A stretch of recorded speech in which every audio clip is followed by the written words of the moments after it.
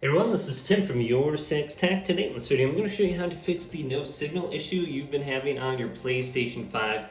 So what we want to do is make sure PlayStation is completely turned off. So if it's in rest mode, you can turn it on by pressing the power button and just hold this down.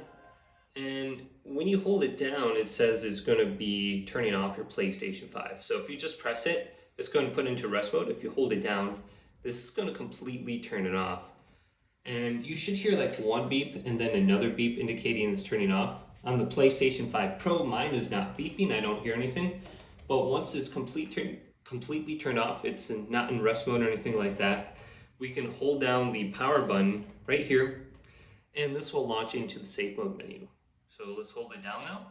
So we should hear one beep initially on the regular PlayStation 5, and then a second beep like maybe 8 seconds later. So it's going to start up into the safe mode now, and you will need a USB cable connected to your controller to operate the menu.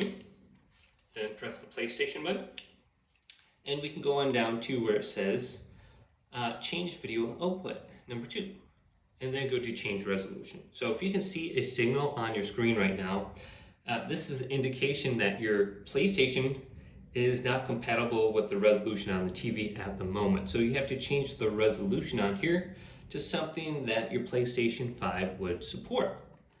And then you can fix the resolution issue, or maybe use the HDCP issue, where you can go on down to the option below that and try to fix it there. So if you see no signal when you turn it on, just try changing the resolution on your PlayStation 5 or your TV just to get something compatible.